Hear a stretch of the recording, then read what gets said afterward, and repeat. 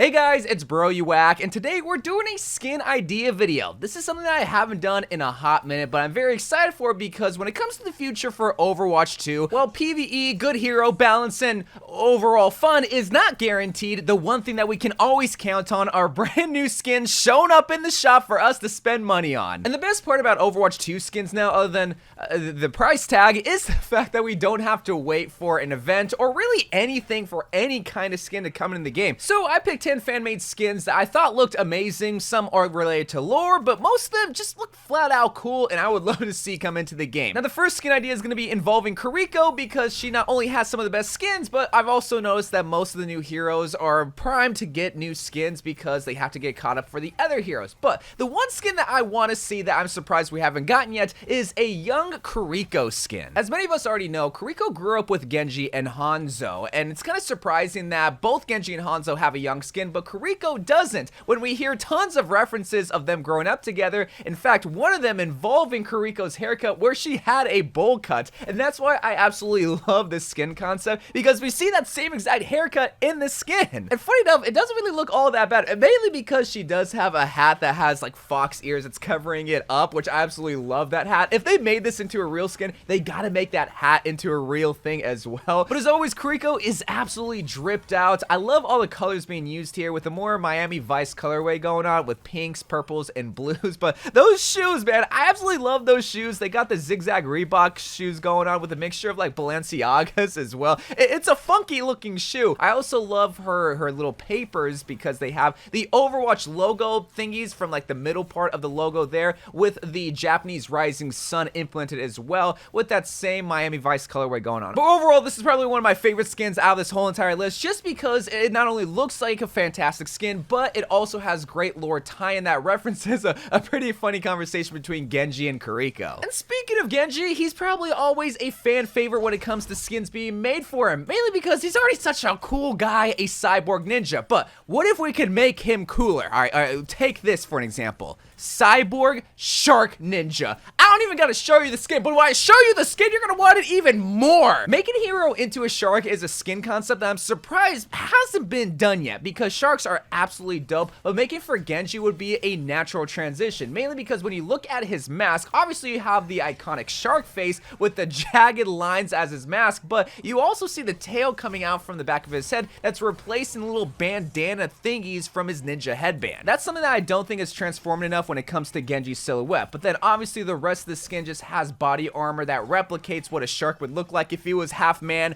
half cyborg, and half shark. I think my favorite part about this skin, other than the mask, is the test tubes with water going throughout his whole entire body. Overall, it's a dope skin. Even the weapons are really cool with the shark-like jagged effects as well. Like, we just need a shark skin, whether it's Genji or D.va or even Winston. But speaking of D.va, this is actually a skin that I could see coming into the near future, and I'm talking about like later on this year. This is the D.va Destroyer skin. Now, if this skin looks familiar, that's because it is, because this is a skin that you can use in Heroes of the Storm. If you guys don't know, that's like the League of Legends knockoff coming from Blizzard, where there are playable characters like Lucio and Tracer and D.va, and this is one of the skins that you can get in the game, but for whatever reason, they've never brought it to Overwatch. And it's baffling because this is an amazing skin. I mean, obviously you have the hell-like effect with the lava coming out from the mech and D.va's armor plate set, but the piercing orange eyes, and then everything else is all just charcoaled black as if she's just rising out from the ashes. Now, I did mention before how this skin could potentially be released later on this year, and I feel like this would be a great opportunity to bring this skin as one of those promotional skins for BlizzCon. They always have a skin promoted in the virtual ticket package, and I think this would be the perfect skin to include in that package because not only is it a great skin, but it also relates to BlizzCon because it's a Heroes of the Storm skin, even though Heroes of the Storm is totally dead. But Overwatch isn't! Right, guys?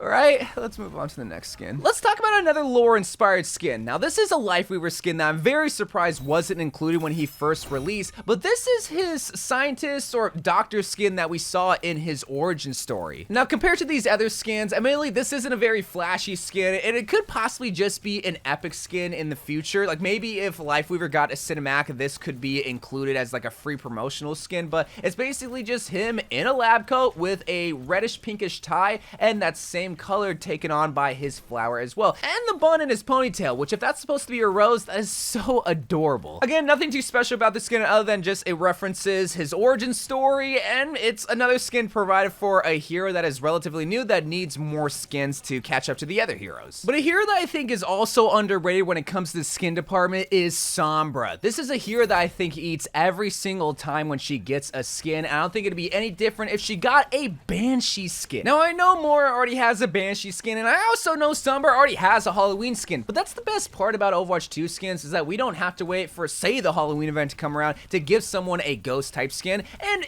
it seems like Overwatch doesn't really care if a hero already has a similar skin. Like, we have 3 lifeguard skins, we have like 5 pirate skins, so what difference does it make if we give Sombra a Banshee skin?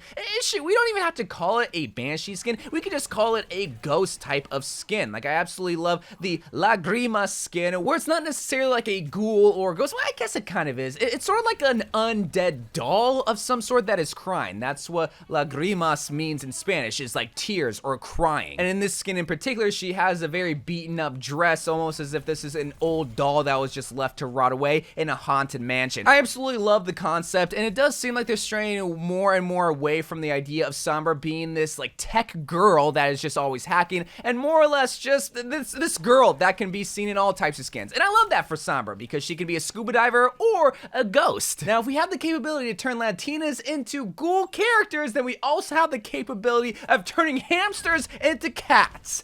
I basically want a Hammond cat skin, alright? Is that too much to ask? Blizzard always manages to make such great Hammond skins, mainly because they decorate the ball to fit the theme of the skin so well, but then they dress Hammond in a cute little outfit, whether he's a sailor or he's looking like Santa Claus or he's a freaking crab. It's just always a good time with Hammond, and turning him into a cat, I just think is the next step in his evolution. Now, in this particular skin concept, they have his ball whenever he's in defense mode into a cat as well, but then when he's in attack form, they expose the wires inside to be a ball of yarn, which I just think is absolutely adorable, but I don't know if it'll make more sense just to have his whole entire ball into like a ball of yarn even in defense mode. But the two things that are not negotiable is Hammond not being a cat. That has to happen, alright, because they failed its skin if they do not turn him into a feline. But the other thing is transforming his voice lines to have more cat-like effects. Let Hammond purr when he's just chilling in the spawn room, give him a cat screech effect whenever he melees somebody, and also let his robot have some programmed cat puns. But if you thought the cat skins ended there, think again, because we also, or maybe I only want to see Cat Mercy. Now, the Mercy Man community, they eat up every Mercy skin, even if it's complete trash. They could literally put her in a trash bag, and because it's so ironic, the Mercy community would love that skin. But this particular skin, the Mercy Cat skin, I just know it would hit the target audience hard. Now, I know there's tons of different colored cats that they can make Mercy, but I really like this skin concept where they just made her an all-black cat with yellow piercing eyes. Those seem to be always the scariest cats that can sometimes be the nicest, unless you're mean to them where they'll claw your eyes out, because they're also capable of doing that as well, which I feel like is the perfect vibe for Mercy. She's sweet on the outside, but if you try to shoot her, she will pull out her pistol or her claws and melee you. But I also love her wings with a pink and yellow effect as well. I think that's a really nice touch to match her little pink patas. It just, oh, it's such a cute skin. Again, Mercy looks good in any kind of skin, but I think a Cat Mercy skin, I think it's the next evolution for Mercy skins.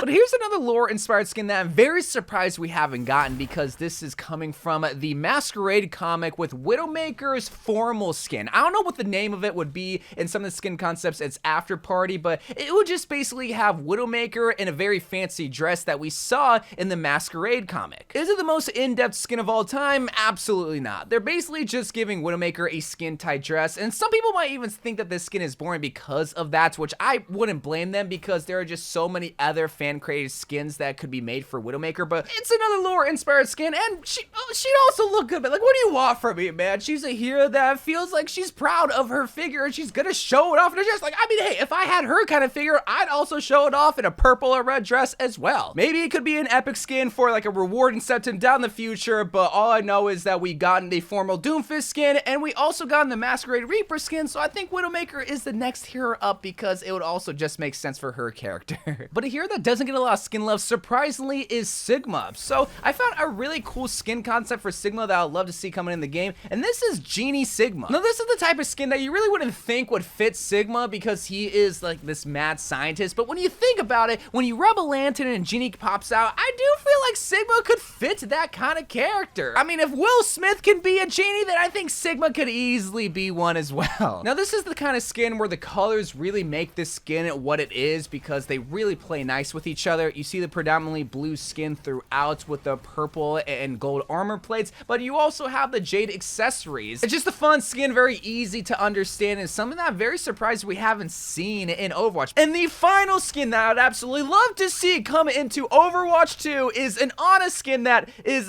it's a little bit of a joke, I'm not gonna lie, but it is a banana Ana skin. Ana banana. It's really just based on the name alone that I want to see the skin. It's also kind of became a meme within the Overwatch community to get Ana a banana skin, Ana banana, I keep saying banana skin, and Ana banana skin. But could you imagine like a mythic skin for Ana where they just put her in a bunch of different fruit, like a banana and an apple and a pear? It would be so stupid but so funny. And I'd also wonder what they would do with their sniper. Like, would they just have her fire bananas at people? But guys, those are 10 Overwatch skins that I'd love to see coming in the game, and comment down below what skin ideas you would love to see come for some of your favorite heroes, because I'd love to see a Mei skin, but I'm probably the only one that wants that. But until then, I love you guys. Thank you guys for watching. More Overwatch 2 videos to come, and bye.